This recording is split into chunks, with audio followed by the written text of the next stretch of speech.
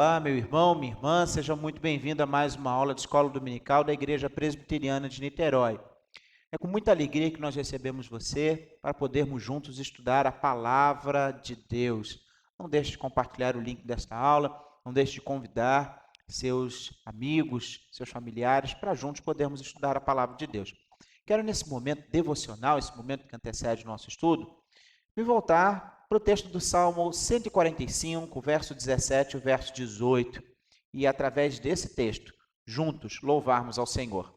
O hino de número 1 do nosso Cenário Novo Cântico é justamente a adaptação desse texto para uma canção. Cantemos juntos o Salmo 145, verso 17 e o verso 18.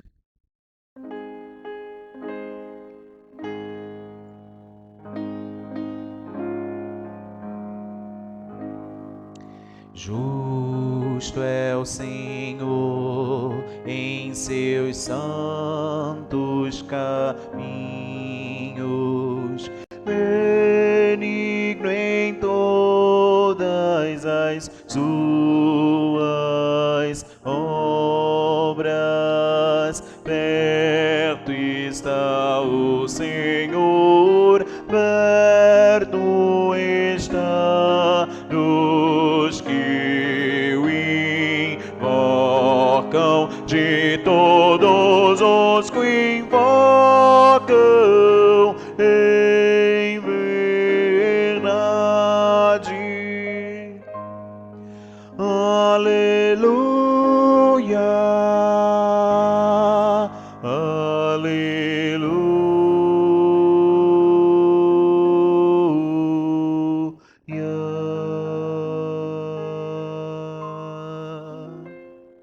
Isaías capítulo 6, verso 1 a 3, nos mostra como Isaías, no templo do Senhor, teve a visão da santidade, da glória de Deus. Juntos, também nos voltemos para esse texto cantando: Santo, Santo, Santo é o Senhor dos exércitos. Adoremos ao Senhor. Santo, Santo, Santo é o Senhor dos exércitos, toda a terra está cheia da sua glória. Santo, Santo, Santo é o Senhor dos exércitos, toda a terra está cheia da sua glória. Tu és digno de receber toda honra, glória e poder. Tu és um Deus tremendo, cheio de graça. Tu és digno de receber toda glória, honra e poder. Tu és um Deus tremendo, cheio de graça. Santo, Santo, Santo é o Senhor dos exércitos, toda a terra está cheia da sua glória. Tu és digno de receber toda a glória, honra e poder. Tu és um Deus tremendo, cheio de graça. Tu és um Deus tremendo, cheio de graça. O Senhor é justo em todos os seus caminhos. O Senhor é reto. O Senhor é santo. E nós precisamos da tua graça. Por isso, em nome de Jesus, que teu Santo Espírito nos ilumine mente e coração para aprendermos do Senhor sobre o Senhor. Que assim seja, em nome de Jesus. Amém.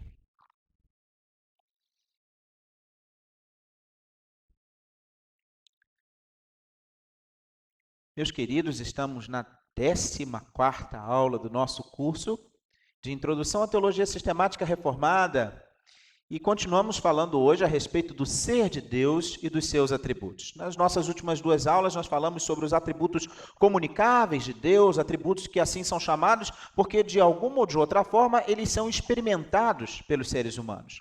Nós falamos sobre o amor de Deus e a sua multiforme expressão, a bondade, a graça, a misericórdia e a paciência de Deus. Cada um desses atributos podem ser estudados de forma separada e nós podemos afirmar que Deus é bom, que Deus é gracioso, que Deus é misericordioso e que Ele é paciente. No nosso estudo, nós preferimos perceber cada um desses atributos como uma manifestação do atributo fundamental de Deus, de um atributo fundamental em Deus, Ele é amor. Hoje nós vamos concluir os nossos estudos sobre os atributos comunicáveis de Deus, falando da sua santidade, da sua justiça e também da sua ira. Não está muito na moda falar sobre santidade, principalmente quando ela se refere à nossa santidade pessoal. Falar da justiça de Deus para algumas pessoas, não para todos, obviamente, parece estar relacionado apenas com justiça no sentido social, a justiça social. É claro que há implicações sociais do conceito de justiça, mas a questão naquilo que se refere aos atributos de Deus é muito mais ampla e mais profunda. Falar sobre a ira de Deus, então, pode até soar esquisito aos ouvidos de algumas pessoas. No entanto, essas três características, esses três atributos do ser de Deus são bíblicos, o que quer dizer que fazem parte da sua autorrevelação, ou seja, Deus revelou-se santo, Deus revelou-se justo e Deus, ele manifesta a sua ira, e as Sagradas Escrituras nos mostram que ele manifesta e ainda há de manifestar a sua ira contra o pecado em todas as suas possíveis apresentações. Antes de entrarmos propriamente no comentário a respeito de cada um desses atributos de Deus, não somente seria, como é bom que nós entendamos bem os conceitos de santidade, de justiça e de ira. Primeiro, naquilo que se refere à santidade, podemos afirmar que esse é o grande atributo moral de Deus. A palavra hebraica para santo é kadosh, que significa cortar, separar. O Antigo Testamento tem esse termo, essa expressão indicando aquilo que é separado, aquilo que é retirado do uso comum, e nesse sentido, todas as coisas que foram usadas para um uso exclusivo, para um uso dedicado apenas àquela finalidade, são considerados santos. Nós temos exemplos em Êxodo 28, verso 2, as vestes sacerdotais eram vestes santas, consagradas para uso apenas no culto, o lugar específico para a preparação do sacrifício era considerado santo, os vasos usados no templo, né, todos os utensílios, de uma forma geral, eram considerados santos. Tudo aquilo que era usado de um modo específico para Deus era, portanto, considerado santo. Deus, no entanto, é separado de uma forma diferente. Ele é separado de toda a forma possível de existência criada, porque ele é Deus, ele é diferente, ele está além e sobre cada uma das criaturas, ele está além sobre cada uma das coisas que foram criadas.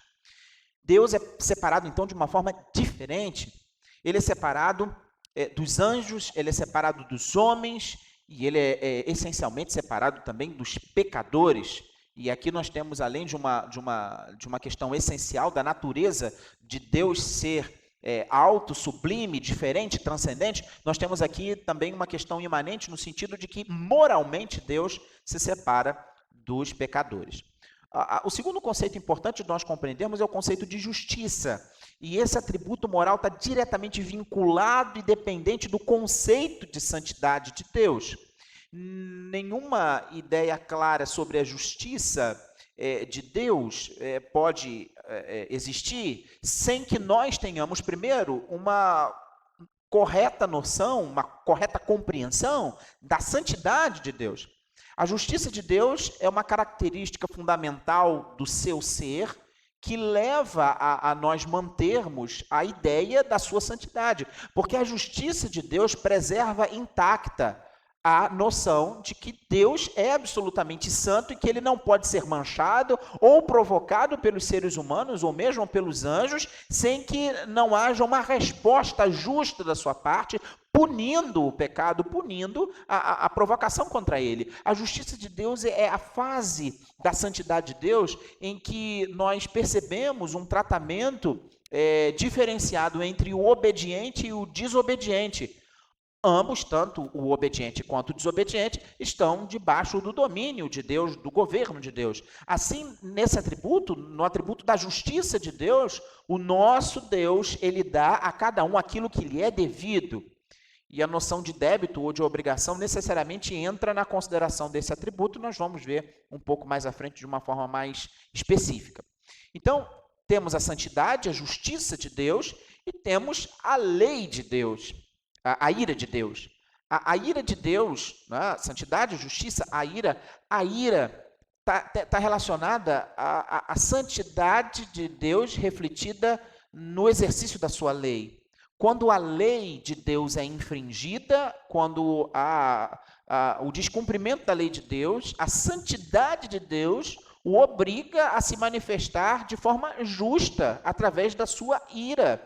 O pecador, ele está em dívida com a lei, portanto, ele deve receber a punição em função da lei de Deus. A ideia fundamental de justiça obviamente, uma estrita adesão, uma estrita obediência à lei. Assim, a ira de Deus é uma manifestação da vingança divina contra aqueles que violam a sua palavra, contra aqueles que violam a sua lei. E para esses não há manifestação da sua misericórdia.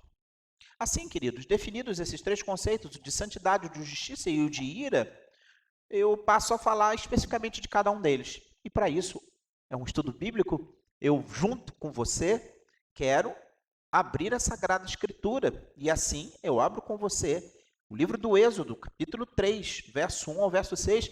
Querido, mantenha a sua Bíblia aberta durante todo esse nosso estudo de Introdução à Teologia Sistemática Reformada. Mantenha a sua Bíblia aberta para, junto comigo, das Escrituras, podermos tirar as lições. Livro do Êxodo, capítulo 3, verso 1 ao verso 6, assim nos afirma a palavra de Deus.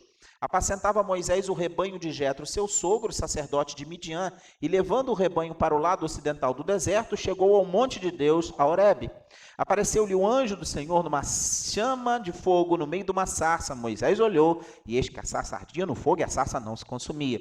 Então disse consigo mesmo, irei para lá e verei essa grande maravilha, por que a sarça não se queima? Vendo o Senhor que ele se voltava para ver, Deus, no meio da sarça, o chamou e disse, Moisés, Moisés, ele respondeu, eis-me aqui. Deus continuou, não te chegues para cá, tira as sandálias dos pés, porque o lugar em que estás é terra santa. Disse mais, eu sou o Deus de teu pai, o Deus de Abraão, o Deus de Isaque, o Deus de Jacó. Moisés escondeu o rosto porque temeu olhar para Deus. Obviamente, nesse texto, essa terra, ela não é santa por si mesma. Ela é santa porque ali estava a manifestação do ser santo de Deus. Esse Deus santíssimo aparece a Moisés, e Moisés, em virtude de ser um mero homem, esconde o seu rosto para não ser fulminado por Deus. Primeiro livro de Samuel, capítulo 2, verso 2. Primeiro livro de Samuel, capítulo 2, verso 2. Vamos ler juntos. Primeiro livro de Samuel, capítulo 2, verso 2. E assim Ana, após ter concebido de Samuel, agradecendo, orando ao Senhor, ela fez a seguinte oração, dizendo, verso 2, capítulo 2 de primeiro livro de Samuel, não há santo como o Senhor, porque não há outro além de ti, e rocha não há nenhuma como o nosso Deus. Salmo 99, livro dos Salmos, Salmo 99, você vai abrir no Salmo 99, você vai ler junto comigo o verso 1 ao verso 9, esse hino de louvor exaltando a santidade de Deus.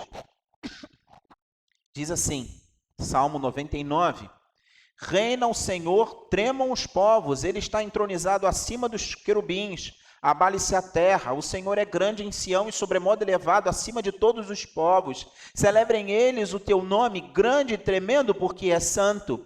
És rei poderoso, que ama a justiça, tu firmas a equidade, executas o juízo e a justiça em Jacó. Exaltai ao Senhor, nosso Deus, e prostrai-vos ante o escabelo de seus pés, porque ele é santo. Moisés e Arão entre os seus sacerdotes, e Samuel entre os que lhe invocam o nome, clamavam ao Senhor, e ele os ouvia. Falava-lhes na coluna de nuvem, eles guardavam os seus mandamentos e a lei que lhes tinha dado. Tu lhe respondeste, ó Senhor nosso Deus, foste para eles Deus perdoador, ainda que tomando vingança de seus feitos. Exaltai ao Senhor nosso Deus e prostrai-vos ante o seu santo monte, porque santo é o Senhor nosso Deus. O livro de Isaías, capítulo 6, é o locus clássico da santidade divina manifesta. Cantamos no início do nosso estudo esse texto, Isaías capítulo 6, verso 1 ao verso 3. No ano da morte do rei Uzias, eu vi o Senhor assentado sobre um alto sublime trono, e as abas das suas vestes enchiam o templo. Serafins estavam por cima dele, cada um tinha 6 asas, com 2 cobria o rosto, com 2 cobria os seus pés, e com 2 voava. Verso 3, e clamavam uns para os outros, dizendo: Santo, Santo, Santo é o Senhor dos exércitos, toda a terra está cheia da sua glória. Visão semelhante encontramos no livro do Apocalipse, no capítulo 4. Assim diz o verso 8. Nós temos ali João sendo lhe revelada a visão do trono de Deus, e diz o verso 8 do Apocalipse 4, e os 4 seres viventes, tendo cada um deles respectivamente 6 asas, são cheios de olhos ao redor e por dentro, não tem descanso nem de dia nem de noite, proclamando, e o hino é cantado: Santo, Santo, Santo é o Senhor Deus, e todo-poderoso aquele que era, que é e que há de vir. A palavra bíblica santo tem 2 significados distintos. O significado primário é separação ou distinção, como nós já vimos agora há pouco nessa mesma aula. Quando nós falamos que Deus é santo, nós estamos chamando a atenção para a profunda diferença que existe entre ele e todas as outras criaturas. Nós estamos falando da majestade transcendente de Deus, nós estamos falando da sua superioridade, uma superioridade grandiosa, maravilhosa, augusta, e em virtude de tudo o que ele é. Portanto, esse Deus que é justo, que é santo, que é poderoso, que é reto, que é eterno, que é onipotente, que é onisciente, que é onipresente, que é amor, que é bondade, que é paciência, que é misericórdia, que é graça, tudo o que ele é faz com que ele seja completamente diferente, portanto, completamente digno de toda a honra, de toda a glória, de toda a reverência, de toda a adoração e de todo o louvor. Deus, portanto, é distinto, é diferente, é separado de nós por causa da sua glória. Quando a palavra de Deus vai nos falar, por outro lado, de objetos santos, de pessoas santas ou de um tempo santo, está se referindo a coisas que foram colocadas à parte, coisas que foram consagradas ou diferenciadas pelo toque de Deus, pela ação de Deus sobre essas coisas. O solo onde Moisés estava em pé, como lemos agora há pouco, perto da sarça ardente, era um território, era um pedaço de chão, era um solo santo, porque Deus estava presente ali de uma maneira especial. E a proximidade com o ser de Deus, a proximidade com o ser divino, torna aquilo que é ordinário, aquilo que é comum, em algo subitamente extraordinário, diferenciado e especial. E assim, aquele solo deixou de ser um solo comum para ser o pedaço de terra onde esteve presente Deus falando diretamente com Moisés.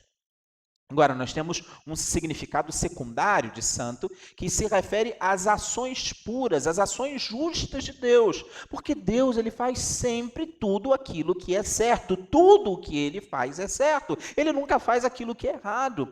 Deus sempre age de uma maneira certa, porque a sua própria natureza é santa. Assim, nós podemos distinguir, nós podemos diferenciar entre uma justiça interna de Deus, no sentido de que ele, essencialmente, na sua natureza, no seu ser, na sua essência, ele é santo, e a sua justiça externa, no sentido das suas ações, das suas atitudes, das suas realizações para além de si mesmo. Assim, Deus é justo tanto na sua natureza, ele é santo, puro, tanto na sua natureza quanto nas suas ações.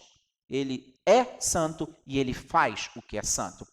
E porque Deus é santo, ele é grandioso e ele é bom. Não existe nenhum mal misturado na bondade de Deus. O nosso Deus, ele é completamente santo em tudo, inclusive na sua bondade. Quando nós somos chamados por Deus para nós mesmos sermos santos, isso não significa que eu e você vamos, de alguma forma, participar da natureza divina, que vai ter algo de divino em nós. Mas Deus nos chama, então, a sermos diferentes da natureza pecaminosa com a qual nós estamos acostumados. Nós somos chamados por Deus, e esse é um dos textos mais clássicos do livro do Levítico, que é citado na primeira epístola de Pedro: sede santo, porque eu sou santo, diz o Senhor. Nós somos chamados, convocados a espelhar e a refletir o caráter e a atividade moral de Deus. Portanto, nós temos que imitar a sua bondade, no sentido de sermos bondosos, amorosos, misericordiosos, graciosos, pacientes, justos, corretos naquilo que nós fazemos. Nós precisamos considerar alguns pontos importantes sobre a santidade de Deus. O primeiro é que ele é majestosamente santo, né? O livro do Êxodo, no capítulo 15, no verso 11, vai nos ajudar a refletir sobre essa verdade. Deus é majestosamente santo. Êxodo 15, verso 11, assim nós lemos o Cântico de Moisés logo após a vitória na passagem pelo mar. Verso 11, ó Senhor, quem é como tu entre os deuses? Quem é como tu, glorificado em santidade, terrível em feitos gloriosos e que operas maravilhas? Deus é majestosamente santo, a sua majestade é uma expressão da sua santidade. Ele também é moralmente santo. No livro de Jó, capítulo 34, no versículo 10, nós vamos encontrar uma reflexão, vai nos ajudar esse texto a refletir sobre essa santidade moral de Deus. Jó, capítulo 34, versículo 10, diz assim a palavra de Deus: pelo que vós, homens sensatos, escutai-me, longe de Deus o praticar ele a perversidade e do Todo-Poderoso cometer injustiça. Nosso Deus é moralmente santo, porque ele age de forma moral, correta, em retidão, em justiça. O livro do profeta Abacuque, capítulo 1, verso 13. Livro do profeta Abacuque, capítulo 1, verso 13. Diz assim a palavra de Deus: tu és tão puro de olhos, que não podes ver o mal e a opressão, não podes contemplar. Por que, pois, toleras os que procedem perfidamente e te calas quando o perverso devora aquele que é mais justo do que ele?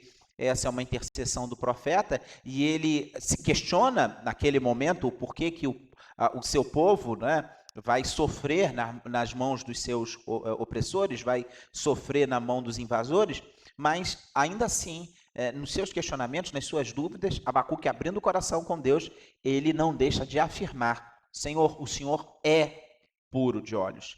O Senhor não pode ver o mal e a opressão, o Senhor não pode contemplar. Sabemos que o livro de Abacuque nos ensina a viver pela fé, porque afinal de contas, Deus é de fato puro, ele é justo, ele é santo. À medida que nós vamos continuando a nossa aula de hoje, a gente vai perceber isso na sua justiça e também na manifestação de sua ira. O fato é que Deus é moralmente santo. A santidade de Deus ela é muito importante para a nossa aproximação com Ele. Primeiro porque a santidade de Deus nos garante uma veracidade da sua palavra. Exatamente porque Deus é santo, ele não volta atrás na sua palavra, ele não mente na sua palavra, naquilo que ele diz. O Salmo 89, verso 34 e 36, nos ajudam a compreender isso. Salmo 89, verso 34 e verso 36, nos ajudam a compreender essa verdade quando nos dizem assim, Deus dizendo: não violarei a minha aliança, nem modificarei o que os meus lábios proferiram. Uma vez jurei por minha santidade. E aí ele pergunta: e serei eu falso a Davi? A sua posteridade durará para sempre o seu trono como o sol perante mim. Deus é fiel à sua palavra, porque ele jura pela sua própria santidade. E a santidade de Deus também é importante porque ela nos garante a sua justiça. Exatamente porque Deus é santo, ele é justo e Deus é santo nas suas obras e nas suas leis. O livro do Deuteronômio, lá no capítulo 32, livro do Deuteronômio, capítulo 32, abra sua Bíblia, vá comigo, vamos pesquisar junto. Deuteronômio, capítulo 32, verso 4, assim diz: Eis a rocha, suas obras são perfeitas, porque todos os seus caminhos são juízo, Deus é fidelidade e não há nele injustiça, ele é justo e reto. Assim, Deus, por sua santidade, é santo nas suas obras e também nas suas leis. O Salmo 19, o verso 8, nos diz de forma poética, de forma tão bonita, a respeito da santidade de Deus na sua lei. Salmo 19, verso 8: os preceitos do Senhor são retos e alegram o coração, o mandamento do Senhor é puro e ilumina os olhos. Assim, o nosso Deus, ele é santo, majestosamente, ele é moralmente santo,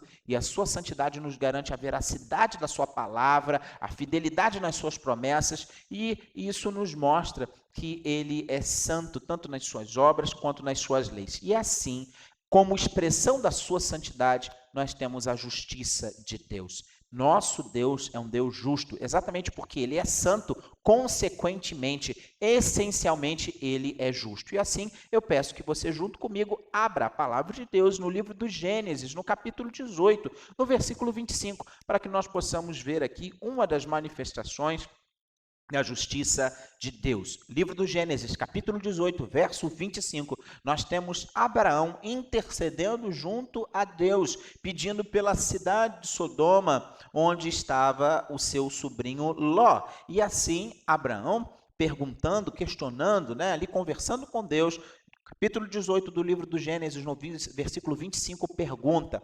longe de ti o fazeres tal coisa, matares o justo com o ímpio? Como se o justo fosse igual ao ímpio, longe de ti. E a pergunta retórica, porque é uma pergunta que a resposta é óbvia, a pergunta é a seguinte: não fará justiça o juiz de toda a terra?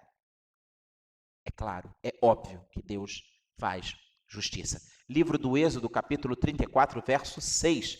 Também veremos naquele lindo final do livro do Êxodo, capítulo 34, lá no versículo de número 6. Assim diz: e passando o Senhor por diante dele, clamou. Esse é o texto da outorga das tábuas da lei, as segundas tábuas, depois que Moisés quebrou as primeiras tábuas, agora Deus confeccionando as segundas tábuas da lei, nós temos esse registro.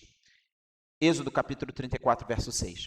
E passando o Senhor por diante dele, clamou: Senhor, Senhor Deus compassivo, clemente e longânimo, e grande em misericórdia e em fidelidade, que guarda a misericórdia em 1000 gerações, que perdoa a iniquidade, a transgressão e o pecado, ainda que não inocenta o culpado, e visita a iniquidade dos pais nos filhos e nos filhos dos filhos até a 3ª e 4ª geração.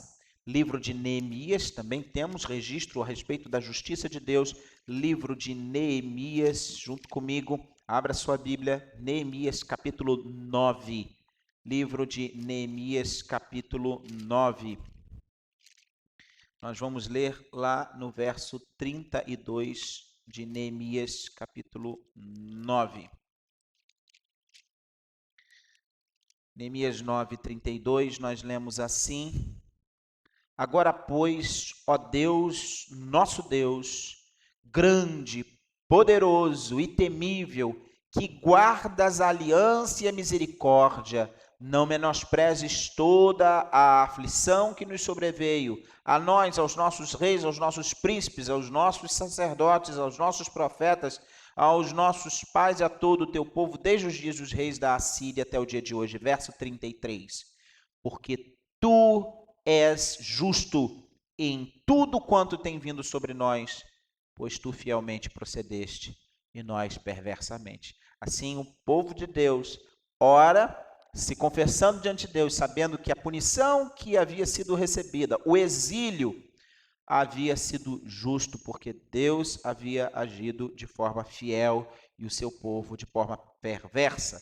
Salmo 145, verso 7, de forma tão inequívoca, nos afirma: divulgarão a memória de tua muita bondade e com júbilo celebrarão a tua justiça. Biblicamente, a justiça é definida em termos de retidão. Quando Deus é justo, ele está fazendo aquilo que é reto, o que é certo, o que é correto. Abraão, no texto que lemos, fez uma pergunta retórica que só poderia ter uma resposta óbvia: não fará justiça o juiz de toda a terra? Claro que Deus é sempre justo. De forma semelhante, o apóstolo Paulo, lá na sua epístola aos Romanos, no capítulo 9, no versículo 14, ele perguntou: que diremos, pois? A injustiça da parte de Deus? Falando a respeito da eleição, da escolha de uns e da reprovação de outros, a pergunta: a injustiça da parte de Deus? A resposta de Paulo é: de modo nenhum. A justiça, ela é uma expressão da santidade de Deus. Deus demonstra a sua justiça por ser legislador, ou seja, aquele que faz as leis, e o juiz, aquele que julga as leis. Ele, para cumprir suas promessas e até mesmo para perdoar pecados, Deus demonstra a sua justiça. Nós podemos definir a justiça de Deus, por um lado, como a retidão da sua natureza, em virtude da qual ele é infinitamente reto em si mesmo. Portanto, ele é tomado de total retidão, de total pureza. Essa justiça se refere à justiça interna de Deus, e ele é em si mesmo justo. É, portanto, uma espécie de sinônimo da santidade de Deus. Santidade e justiça são conceitos intercambiáveis, indissociáveis no ser de Deus. Mas nós podemos diferenciar a chamada justiça governativa da chamada justiça distributiva. E assim, justiça governativa de Deus é aquela que Deus impõe como governante dos bons e dos maus. Deus, ele é justo como governante, porque ele, enquanto Criador, governa tudo aquilo que ele existe. E diante dos homens, diante do universo criado, diante do mundo que foi criado como habitat para o ser humano, coroa de sua criação, Deus estabeleceu leis. Ele é o legislador e ele coloca os homens debaixo das suas leis. Essa é a justiça governativa de Deus. Naquilo que se refere à sua justiça para além de si mesmo, para além de sua santidade, a sua justiça com relação ao ser humano, para com as suas obras. Agora, além da justiça governativa, nós também podemos identificar a chamada justiça distributiva. O que é a justiça distributiva? Ela tem relação com a retidão de Deus na execução da sua lei. Não somente no fazer a lei e colocar todos os seres humanos criados debaixo da lei, mas quando ele faz executar a sua lei. E assim, a justiça distributiva, né, no sentido de relação com o homem na aplicação da lei, ela pode ser diferenciada em duas. A chamada justiça remunerativa, que nos traz a ideia de recompensa aos que são obedientes, e a sua justiça retributiva, que é a justiça que exerce a punição daqueles que agem com falta de conformidade à lei de Deus. Então, a gente viu a justiça chamada governativa, que é a justiça de Deus enquanto governador, impondo, colocando sua lei para o homem. E nós temos Deus agindo com justiça. Quando Deus age com justiça, executando a sua lei, ele está, então, distribuindo justiça. E nessa distribuição tem dois tipos de distribuição. A distribuição que recompensa, né? Então, nós temos aí a justiça distributiva de Deus, e nós temos a justiça que pune o pecado, e essa é chamada de justiça retributiva. As bênçãos da chamada justiça distributiva, ou seja, aquela justiça em que Deus abençoa aquele que é justo, tem a ver com o se. Portanto, ela é condicional. O que é o se? Abra sua Bíblia aí no livro do Deuteronômio, no capítulo 7. Verso 12 ao verso 14.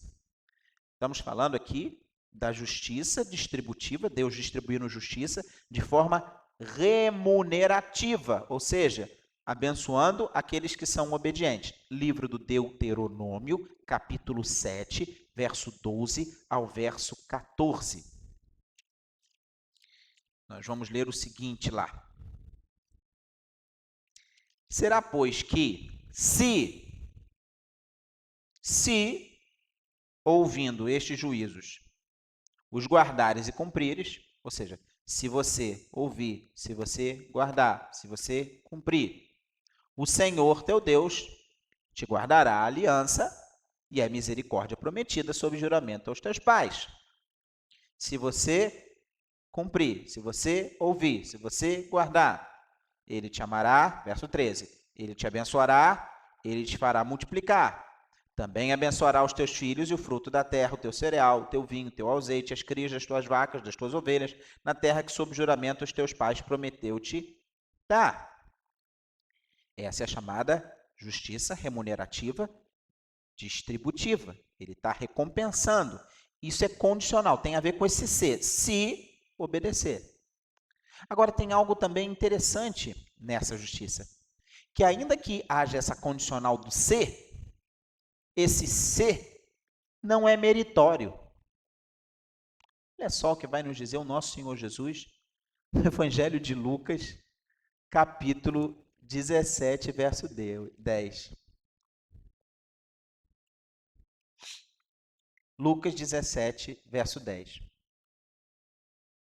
Assim também vós, depois de haver desfeito quanto vos foi ordenado, dizei: somos servos inúteis, porque fizemos apenas o que devíamos fazer. Lembre-se que Deus é justo de forma governativa. Ele nos criou. Nós somos criaturas dele. Ele nos deu uma lei para obedecer. Há uma condicional de que se nós obedecermos a Deus, seremos abençoados. Mas mesmo que sejamos abençoados, isso não é mérito nenhum. Por quê? Porque nós estamos fazendo aquilo que deveríamos fazer. Obedecer a Deus. A lei de Deus. Primeira Epístola de Paulo aos Coríntios, no capítulo 4, verso 7. Interessante isso, né? Em tempos que tem se falado tanto em meritocracia. Primeira Epístola de Paulo aos Coríntios, capítulo 4, verso 7. Pois quem é que te faz sobressair? E que tens tu que não tenhas recebido? E se o recebeste, por que te vanglorias? Como se não tiveras recebido. Toda boa dádiva que temos, tudo que temos de bom, nós devolvemos a Deus. E em primeira e última análise, vieram do próprio Deus. Assim, nós temos a bênção da justiça distributiva remunerativa de Deus. Mas o nosso Deus, ele tempera a sua justiça com misericórdia, porque a graça de Deus é essencialmente um tipo de misericórdia. Deus, ele é gracioso para conosco. E a gente precisa entender isso porque, além da justiça distributiva remunerativa, existe a justiça distributiva punitiva, retributiva, que se refere a Deus julgando o pecado, Deus se irando com o pecado. Deus, ele é gracioso para com aqueles que nele creem, quando retém o castigo que nós merecemos, quando nos recompensa a nossa obediência, mesmo sendo nossa obrigação obedecê-lo, de uma forma que nós precisamos entender que não existe nenhum mérito, nós não merecemos nenhuma recompensa. E precisamos olhar para esse Deus como um Deus que age com misericórdia, sempre de uma forma voluntária. Deus, ele não tem a obrigação de ser misericordioso. Deus reserva a si o direito de exercer a sua graça, de acordo com o seu beneplácito, de acordo com a sua vontade. É por isso que ele disse a Moisés: eu terei misericórdia de quem me aprover ter misericórdia. Eu vou me compadecer de quem me aprover ter compaixão. Muitas vezes, há pessoas que se queixam de Deus não distribuir graça, misericórdia igualmente para todo mundo. E isso é um questionamento que as pessoas fazem, e algumas teologias hoje têm feito. Deus de fato ele não é justo, por que ele não salva todo mundo? Nós achamos, muitas vezes, de forma equivocada, que se Deus perdoa uma pessoa, ele tem a obrigação de perdoar todo mundo. Só que a gente lê nas Escrituras de forma muito clara que não é assim que acontece. Ele não trata todos da mesma maneira. Ele se revelou a Abraão de uma maneira que não se revelou a nenhum outro pagão no mundo antigo. Ele revelou a sua graça a Paulo, o apóstolo Paulo, de uma forma muito diferente que ele não revelou a Judas Iscariotes. Paulo recebeu graça de Deus, Judas Iscariotes recebeu justiça. Misericórdia e graça são formas da não justiça, mas não são atos de injustiça. Perceba. Misericórdia e graça são formas de não justiça, mas não são atos de injustiça. Há uma diferença em Deus não aplicar a sua justiça sendo misericordioso e gracioso para com uns e ser injusto. Se o castigo de Judas Iscariotes tivesse sido mais severo do que ele merecia, então teria de se reclamar, mas não foi.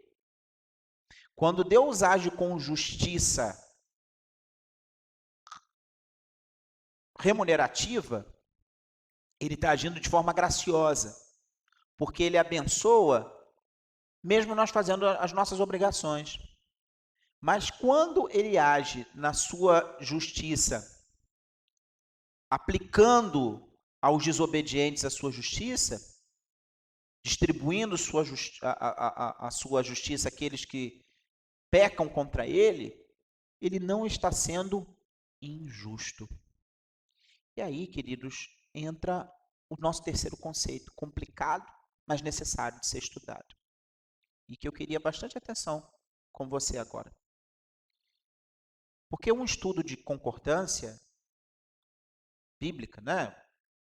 As Bíblias de estudo, às vezes, tem lá atrás a chamada concordância bíblica, que são as palavras, né, colocadas e os locais na Bíblia onde você pode encontrar aquela palavra. Nós temos muitas referências à cólera, à fúria e à ira de Deus. Se não mais, pelo menos em quantidade semelhante à manifestação de amor e bondade de Deus. A Bíblia vai afirmar que Deus é, ao mesmo tempo, bom para aqueles que confiam nele, tanto quanto é terrível para aqueles que não confiam. Livro do profeta Naum, capítulo 1, verso 2 ao verso 8. Livro do profeta Naum,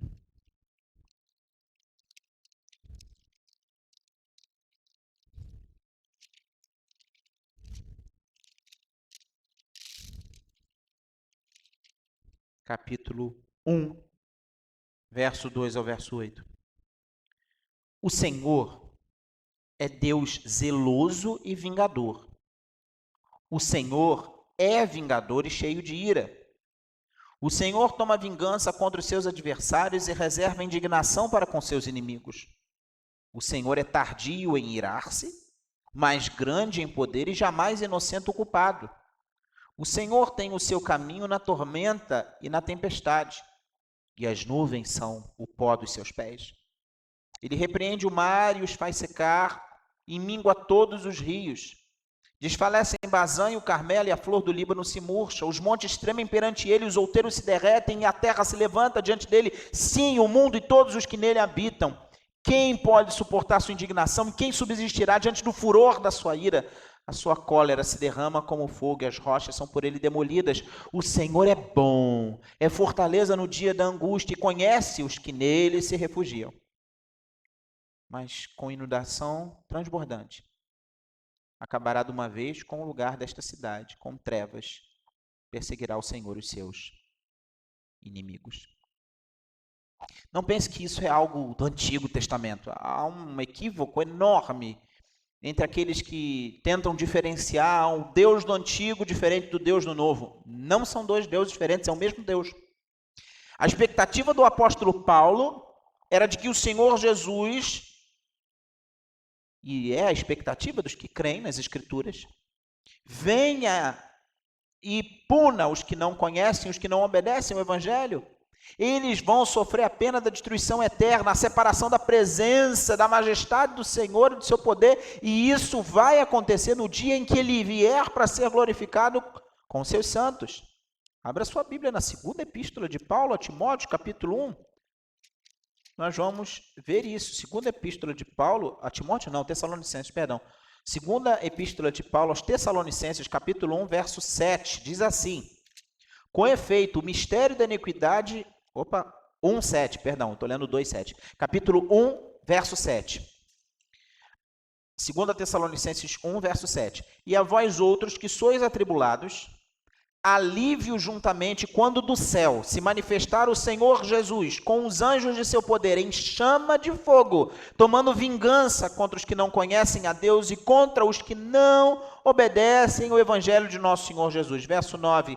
Estes sofrerão penalidade de eterna destruição, banidos da face do Senhor e da glória do seu poder, quando vier para ser glorificado nos seus santos e ser admirado em todos os que creram naquele dia, porquanto foi crido entre vós o nosso testemunho. Não é mensagem do Antigo, é mensagem do Novo Testamento. A raiz da nossa inquietude, da nossa infelicidade, parece estar na nossa suspeita de que a ira de Deus talvez fosse algo indigno do ser de Deus. E muitas vezes, quando a gente pensa em ira, a gente pensa numa perda de controle, naquela nossa atitude de ver tudo vermelho, né? Sangue nos olhos, faca nos dentes. Porque nós, seres humanos, ao nos irarmos, muitas vezes agimos de forma irracional. Para alguns, talvez possa sugerir um orgulho ferido ou um gênio mau. Mas tudo isso é errado se a gente tentar impor essa nossa compreensão de ira quanto à ira de Deus, que é uma ira santa, pura e justa. O amor divino, como a Bíblia enxerga, nunca leva a Deus a agir de forma insensata, impulsiva, imoral, como o amor humano às vezes faz. Assim, da mesma forma, a ira de Deus não leva a agir de forma irracional, de forma imoral, de forma impulsiva. A indignação de Deus contra o pecado é uma indignação justa. E a gente precisa parar para pensar e perguntar, um Deus que tivesse tanto prazer no mal como tivesse prazer no bem, seria um Deus bom? É claro que não. Um Deus que reagisse contra o mal, ou melhor, um Deus que não reagisse contra o mal, seria um Deus perfeito? Não. É porque Deus é santo e justo que ele reage contra o mal. E essa reação se chama ira. Eu quero concluir o estudo de hoje, dessa aula, trazendo algumas conclusões quanto a esses atributos da santidade, da justiça e a ira de Deus, que são um todo.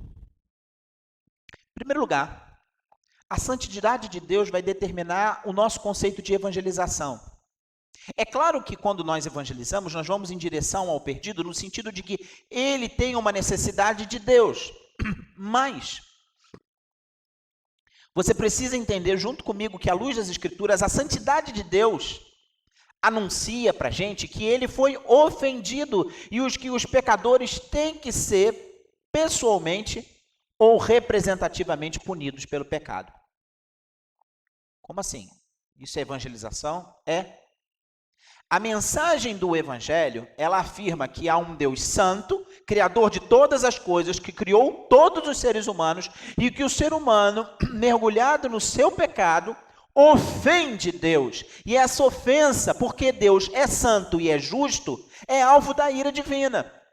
Portanto, existe a necessidade, por questão de justiça, se foi quebrada a lei de Deus, se Deus foi ofendido, há a necessidade de que haja punição.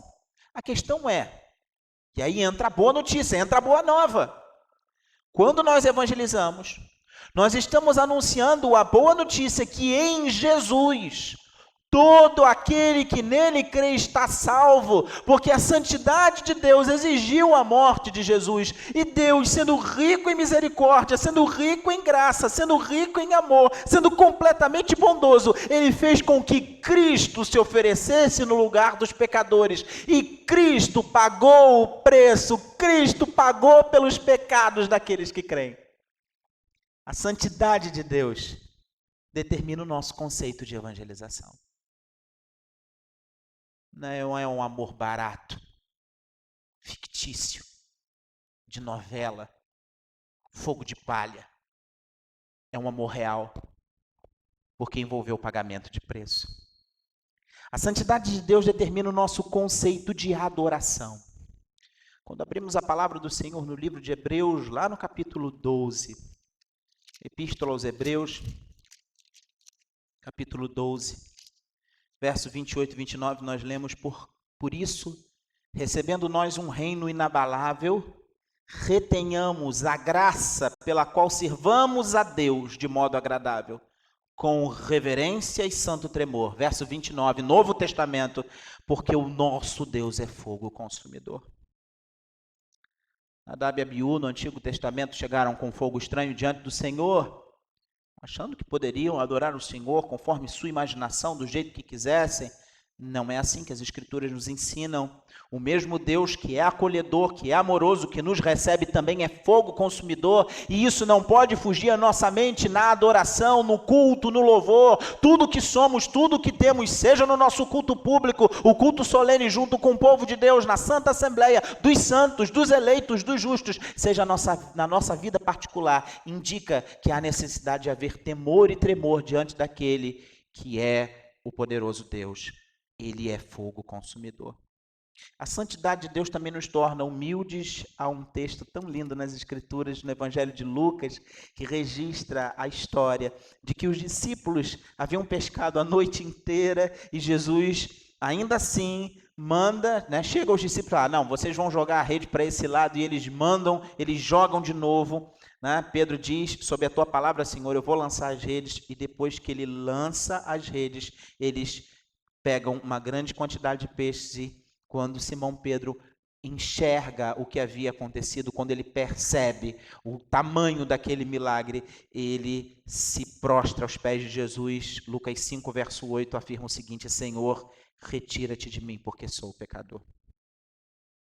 A santidade de Deus, a compreensão sobre a santidade de Deus, a justiça e a ira de Deus, nos faz nos chegar pianinho diante do Senhor. Nos faz nos chegar compreendendo quem realmente nós somos. Nos faz entender que nós nada merecemos, que nós não temos condição de fazer exigência que seja diante desse Deus que é santo. Todos os homens precisam se arrepender dos seus pecados e confiar em Cristo para escapar da manifestação da ira divina. A doutrina da justiça e da ira deve nos motivar, então, a testemunhar, a evangelizar, chamando os pecadores ao arrependimento. E essa doutrina da santidade, da justiça e da ira de Deus deve ser um incentivo para nós mesmos vivermos em retidão. Quando nós lemos sobre a santidade, a justiça e a ira de Deus, nós precisamos nos sentir desconfortáveis com o pecado. Que Deus, meus queridos irmãos, muito nos abençoe, não tendo medo, mas tendo reverência, temor e tremor, porque o mesmo Deus que é amor, bondade, misericórdia, graça, paciência, esse Deus é santo, esse Deus é justo, esse Deus se ira contra o pecado. Vamos orar? Espírito Santo, nós carecemos da tua graça, não podemos viver sem o Senhor.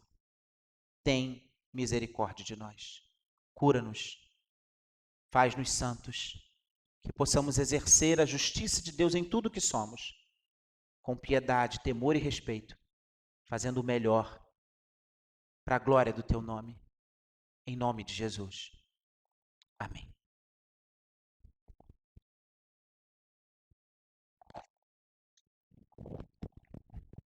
Eu quero convidar você, querido, a encerrar esse estudo dessa noite, cantando junto comigo o hino de número 150 do Hinário Novo Cântico, que vai nos falar da graça maravilhosa de Jesus, que nos salva e nos redime de uma vez. Ele é santo, ele é justo. E em Jesus, nós fomos justificados de uma vez. O Ministério da Igreja Presbiteriana de Niterói continua em pleno funcionamento durante a semana, através da atividade dos seus pastores, dos seus funcionários, através de toda a equipe que está por detrás das transmissões. Por isso, nós queremos convidar a você que é membro da igreja a continuar sendo fiel nos seus dízimos e nas suas ofertas, sendo fiel a Deus na sua santidade e na sua justiça.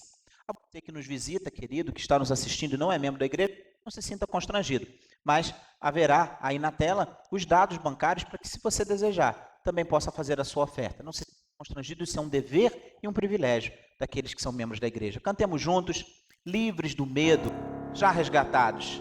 Cristo morreu pelos nossos pecados.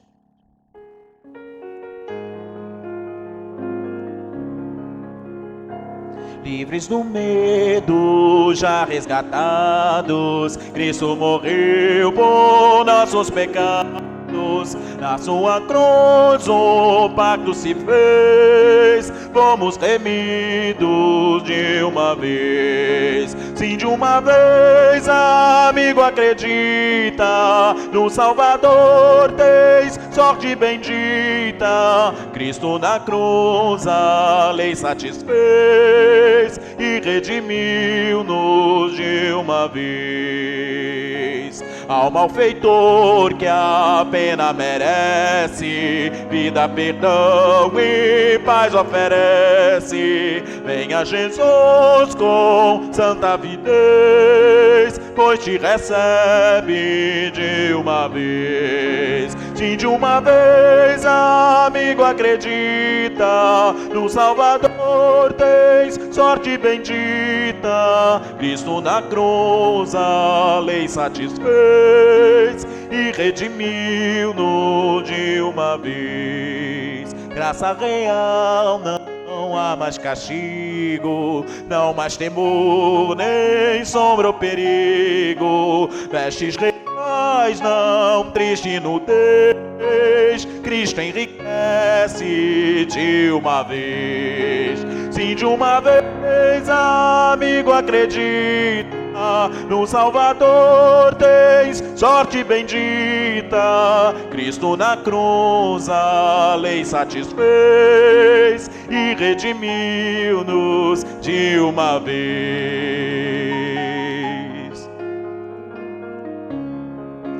Filhos de Deus, ó gozo inaudito, Deus nos amou em grau infinito. Nesta clemência não há dobreis, a segurança de uma vez. Sim, de uma vez, amigo, acredita, no Salvador e bendita. Na cruz a lei satisfez e redimiu-nos de uma vez. Meu querido irmão, na próxima quarta-feira, se Deus assim permitir, às 19 horas aqui do santuário e também online, nosso culto de oração. Próximo domingo às 9 horas da culto ao Senhor, aqui presencialmente também online, e às 18 horas a nossa escola dominical. Sejamos despedidos com a bênção. E o Senhor te abençoe e te guarde.